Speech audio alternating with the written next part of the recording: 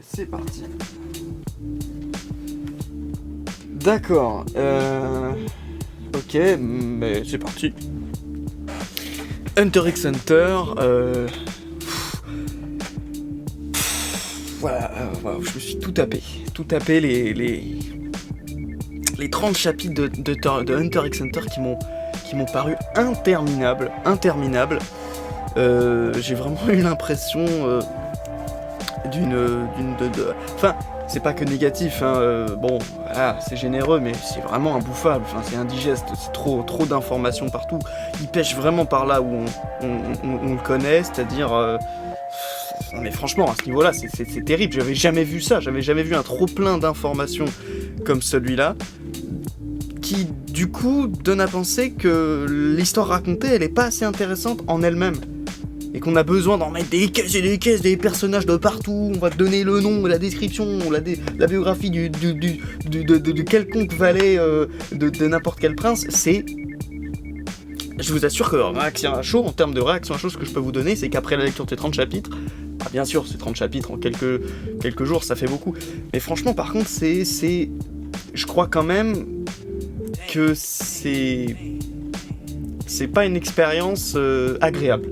Vous me direz, là faut me donner votre avis, votre intérêt pour ce manga, pour cet arc, pour cette trame-là, cette histoire-là, ce qui est raconté, parce que j'avoue que le récit pour l'instant je le trouve ultra fastidieux, c'est fatigant à lire, il y a des textes, on connaît, bon, je vais pas critiquer le fait qu'il y ait du texte, hein. C'est certainement pas un défaut, mais la manière dont c'est construit, c'est un vrai problème, parce que franchement à la fin, moi ce que j'avais aucune envie, c'est de terminer le truc, quoi, que ça s'arrête. Il y a d'autres problèmes. Le problème, c'est qu'on est dans un univers, je parle du bateau, et puis on est dans un récit là qui n'utilise que très peu de personnages qu'on connaît avant. On a le retour de la brigade qui est un véritable souffle d'air frais, ça fait vraiment plaisir, et du coup ça rend un peu les choses plus intéressantes.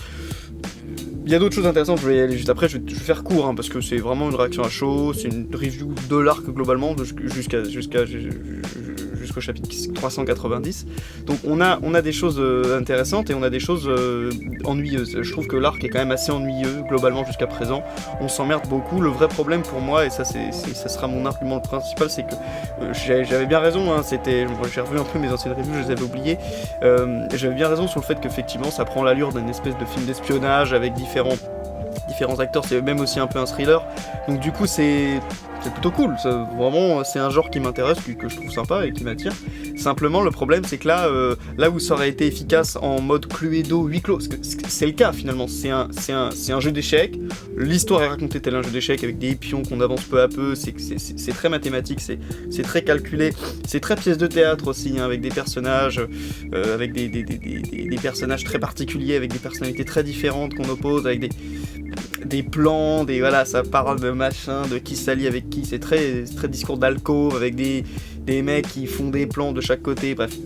Mais c'est aussi un Cluedo avec justement avec le genre Colonel Moutarde, Mademoiselle Rose, ils ont chacun des personnalités, c'est chacun des... Bah, je me répète en fait, hein, oui, bah, je me répète, c'est fou quand même qu'avec autant d'informations j'arrive à me répéter.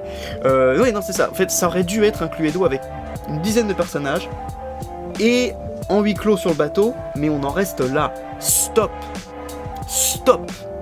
C'est-à-dire qu'on garde le mystère des bêtes de naine, on sait pas...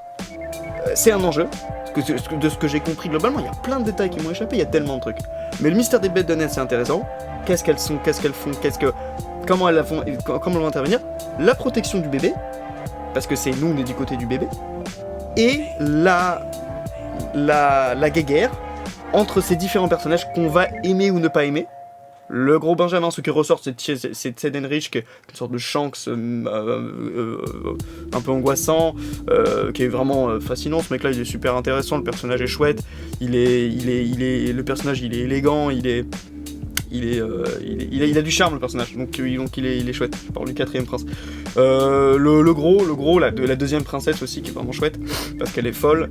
Je parle du grand Benjamin. Il y a Alkenburg aussi qui a une gueule de con, mais par contre qui était le seul qui voulait s'interposer face à cette mascarade, hein, cette guerre de succession qui est insensée. Je trouve que quand ça commence à venir avec les mafias, déjà quand on nous présente tous les gardes du corps, ça je m'en fiche complètement, et quand on nous présente aussi quand les mafias viennent intervenir dans le game, dans le grand jeu de dupes qui est en train de se dérouler dans le bateau, je trouve que c'est pas... Qu'est-ce que ça vient foutre là en fait? Il y a trop de personnages, il y en a beaucoup trop. Le Cluedo, s'il y avait 40 millions de personnages, regardez le loup-garou par exemple, hein. Vous avez joué à la dernière version avec 24 personnages en plus, hein? Ben non, parce que c'est imbouffable, tu peux pas, il y a plus de villageois. Mais c'est ça le truc, c'est vrai qu'en fait on a l'impression que c'est beaucoup trop, et que finalement ça fait souffrir le récit de base, qui pourrait être intéressant, avec cette espèce de guerre de succession sanguinaire, sanglante, ce jeu de dupes, ce côté un peu jeu d'échecs Cluedo en huis clos, qui est une proposition intéressante, mais qui, lié avec le fait qu'on est loin de nos personnages principaux qu'on aime, à part la Brigade Fantôme, à part Kurapika.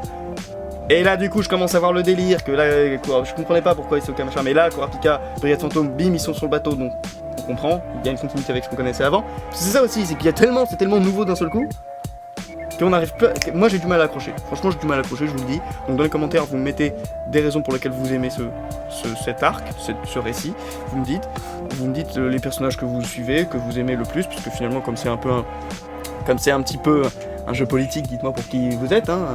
Peut-être que vous n'êtes pas forcément pour Wabble. Et voilà, c'est tout ce que j'ai à dire sur tout ça. Un peu ennuyeux, un peu bourratif, mais bon, c'est quand même un Hunter x Hunter, donc on continue parce qu'il y a sûrement un moment où ça va péter et ça va être sympa. Voilà.